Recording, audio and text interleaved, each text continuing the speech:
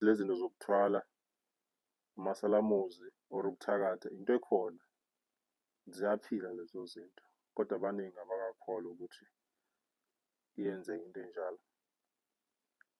Mina ngizoqala nje la ngisho ukuthi ngingumuntu othandayo ukweshela emaklabhini asefuza, ikakhulukazi bengithagetha nabosisi abakhulile engibabonayo ukuthi banemali.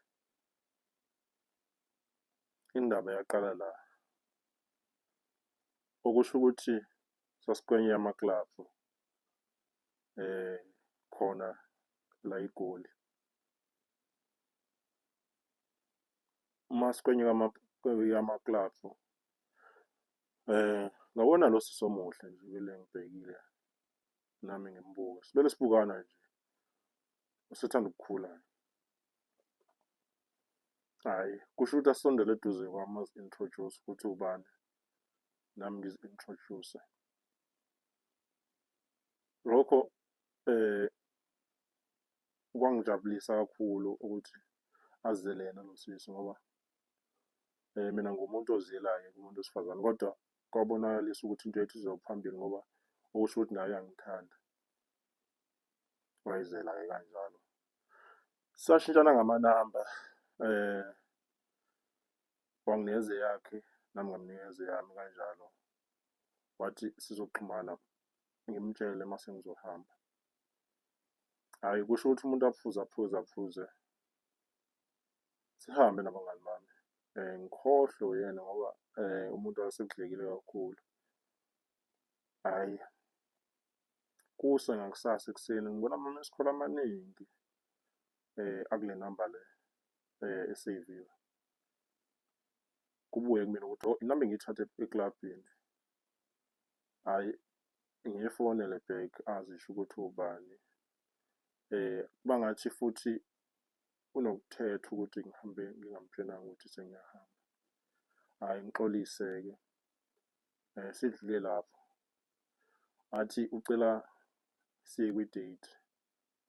Hhayi, nebala-ke siye kwi-date lapho ibhajethi yami yayincane kakhulu. Ngangicabanga nokuthi ngingayi ngoba ngangithi kuzokhokha mina, but wakhokha yonke ibhili wathi angikhululeke. Ngase ngiboleke nemali emajeteni. Hhayi, lidlule lolo suku, angibuyisele endlini. Wayehamba ngemoto enkulu, Range Rover. Eyayiphumile ngalo nyaka lo, unyaka ngeke ngize ngiwusho kodwa nje into yamanje nje la. Hhayi, uthe kusenjalo angibizele endlini yakhe ethi unendlu, uhlala yedwa, akanangane, akanandoda. Hhayi, qale ngesaba ukuya endlini yakhe angincenge.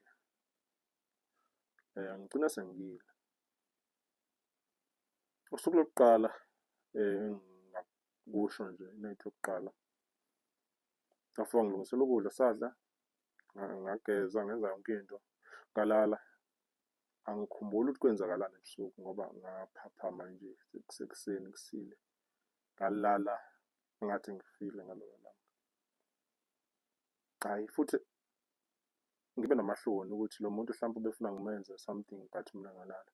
Kodwa yena wavuka nje e-right nje, ejabulile, engenankinga nje ukuthi ngilalile. Wangiphelezela, ngahamba ngibuyela endlini.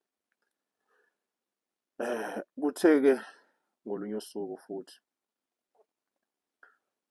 wangibiza. Uthe uma ngibiza, angibizela endlini yakhe futhi sahlangana. Yize-ke engazange angilande ngaleso sikhathi, wangi-request-ela i-Uber, ngafika. Ngalelo langa wangifaka kwenye indlu nje engakhanyi kahle. Wawungayiboni into le, wawubona into la eduze kwakho, inobumnyama nje obungaqondakali, okunokwethusa kancane. Lapho ngafike ngalala. Ukulala kwami kwafika into engathi iphupho nje. Angathi siyahamba nalo sisi kwelinye lamadolobha nje engingalazi noma likhona la e-South Africa noma la phesheya noma la kuphi ngoba kwakugcwele abelungu. Hhayi, siyikhiphile kulelo dolobha kodwa lento ifika ngathi iphupho kumina. Angithengele zonke izinto engizifunayo engizikhombayo. Ubucwebe nje obuningi, wonke ama-brand engangiwathanda ngangikhomba athenge. Hhayi, okusho ukuthi kusekuseni ngithi hawu, kusho ukuthi bengiphupha ngiphaphame phinde ngibe namahloni. Hawu, lo muntu angimenzanga lutho. Hhayi, ngithe sengivuka sengithi ngiyahamba wathi angingazikhohlwa izinto zami.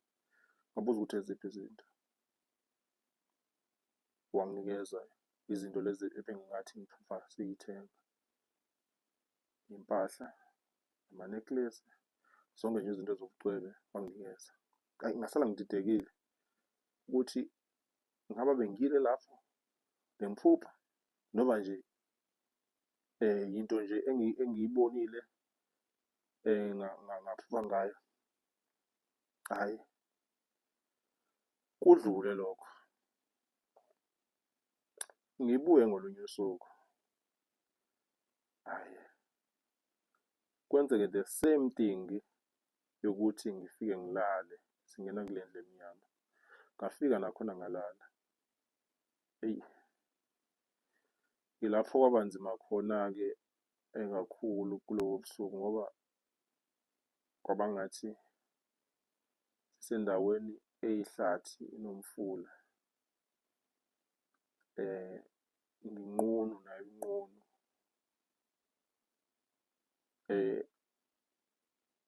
Kwaqhamuka inyoka enkulu. Bathi bayangamukela kulo mhlaba. Wanikezwa i-razor, wangicaba emhlane. Wangicaba nje nala ngaphambili kodwa emhlane wangicaba kakhulu.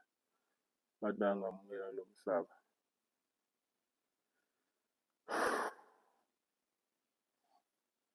Eyi, ngathi uma ngiphaphama ekuseni, ngicatshiwe ekuseni. And ngumuntu okhathele, ukuzwakala ngathi bengihambe endaweni indlela ende kunelanga or kunjani, kodwa ngikhathele. Lapho angikwazanga ukuphuma kulo muzi walo muntu wesifazane. Ngahlala nje into ecishe ibe ngangenyanga lapho ngingaphakathi. Kwasiza usisi, okusho ukuthi ngingasho ukuthi usisi oklinayo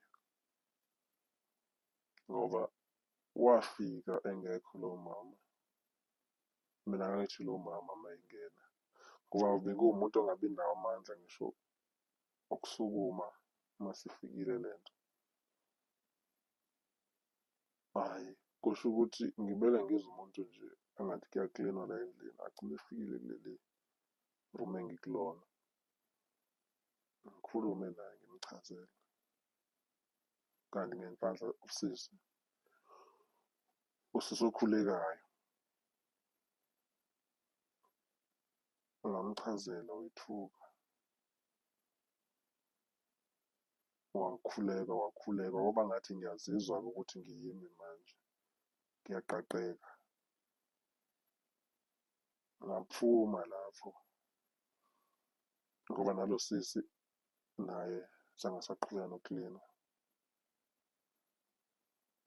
Saphuma yize kwakunzima ukuphuma lapha ngoba kwakunezinja ayezifuyile nje ey'nkulu. Naye lo sisi wayethi uma engena afakwe wuye lo sisi engithandana naye ngoba izinja lezi zazibukeka ziyingozi. Sazama kulobo bunzima bezinja zifuna ukusidla, ukubaleka. Ngaphuma kanjalo. Manje into eyinkinga ekuphumeni kwami ngiye ngimphuphe lo sisi, kuba ngathi useduze kwami, angathi ngiyambona jika abe yinyoka le engangiyibona ngigcatshwe ebuphusheni. Manje angazi ukuthi ngingasizakala kanjani ukuze aphume kumina ngoba ngazama ukushintsha nendawo la engihlala khona. Angazi ukuthi ngihlalaphi kodwa njalo ebusuku uma ngilala ufika ngathi iphupho kumina. Ngiyacela bakwethu uma kukhona umuntu ongangisiza owesintu noma njani angisize kulesi simo ngoba ngicabanga ukuthi ihamba ney'ngcabo lento le yamaphupho ngoba njalo nje kufangathi ngiyambona uma ngihleli ngedwa bangathi kukhona into engicindezelayo engathi ngiyambona eduze kwami. Sometimes kuba ngathi ngibona inyoka efana nale eyayisephusheni. Ngiyacela uma kukhona ongangisiza afake isandla ngisizakale kule ndaba. Ngiyabonga.